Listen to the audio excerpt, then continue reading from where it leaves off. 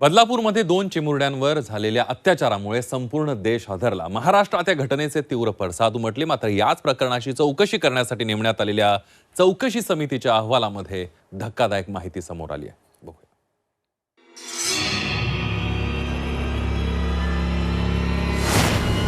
त्या चिमुरडीवर वारंवार अत्याचार, तक्रारीनंतरही शाळा प्रशासन 48 तास गप्प।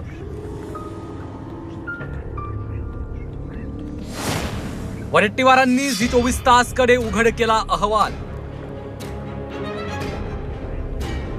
बदलापूरमध्ये 2 चिमुरड्यांवर लैंगिक अत्याचार झाले।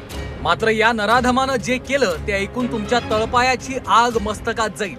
अक्षय शिंदे या नराधमानं चिमुरड्यांसोबत पाशवी कृत्य केलं। आरोपी अक्षय शिंदेनं एक वेळा नाही तर अनेक वेळा चिमुकलीवर लैंगिक अत्याचार केल्याची शक्यता आहे। बदलापूर प्रकरणी 2 सदस्यीय समितीनं नोंदवलेल्या अहवालातून ही धक्कादायक माहिती समोर आली आहे। विरोधी पक्षनेते विजय वडेट्टीवारांनी उघड केलेल्या अहवालात हा दावा करण्यात आलाय। पीडित अल्पवयीन मुलीच्या गुडघ्याला जवळपास 1 इंच इजा झाली आहे, 1 इंच। आणि गेल्या 15 दिवसात अल्पवयीन मुलीवर अनेकदा लैंगिक अत्याचार झाल्याची शक्यता सुद्धा वर्तवलेली आहे त्या अहवालामध्ये। 1 ऑगस्ट रोजी शाळेत कंत्राटी कर्मचारी रुजू झालेला हा जो शिंदे नावाचा कर्मचारी आहे, त्याची कुठलीही पार्श्वभूमी तपासली नाही, त्याचं कुठेही कॅरेक्टर पाहिलं नाही आणि त्याची नियुक्ती दिली। त्या शाळेच्या आवारात तो बिनधास्त फिरायचा, त्याला कुठल्याही प्रकारचं ओळखपत्र नाही, त्याला जाण्या येण्यासाठी सगळ्या प्रकारची सोय होती, कुठेही फिरायला कुठेही शिरा। म्हणजे याची नियुक्ती करताना कोणाच्या आदेशाने नियुक्ती केली हे अहवालात। पीडित अल्पवयीन मुलीच्या गुप्त भागाला गंभीर इजा झाल्याची धक्कादायक माहिती समोर आली आहे। अल्पवयीन मुलीवर अनेक वेळा लैंगिक अत्याचार झाल्याची शक्यता आहे। आरोपी अक्षय शिंदेची कोणतीही सामाजिक पार्श्वभूमी न तपासता भरती करण्यात आली।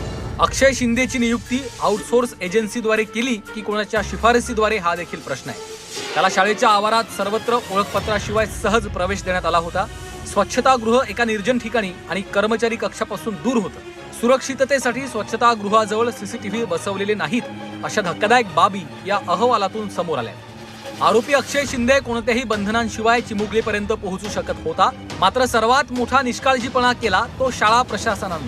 आरोपी जो अक्षय शिंदे होता आहे त्याची पार्श्वभूमी कुठेच तपासली गेली नाही आणि त्याला नियुक्ती केली गेली।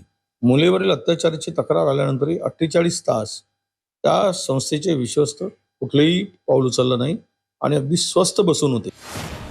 शाळा प्रशासन तब्बल 48 तास तक्रारीवर शांत बसलं। तक्रारीनंतरही शाळा प्रशासनानं पालकांची भेट घेतली नाही। पीडित चिमुकलीवर उपचार करण्यासाठी हॉस्पिटलला 12 तास लागले। सर्वात महत्त्वाचं म्हणजे पोलिसांवरही या अहवालात गंभीर ठपका ठेवण्यात आलाय। पोलिसांनी तक्रारीसाठी आलेल्या पालकांना 12 तास बसवून तर ठेवलंच, मात्र पालकांना चुकीचे प्रश्न विचारत आपलं अज्ञानही उघड केल्याचा आरोप वडेट्टीवारांनी केलाय।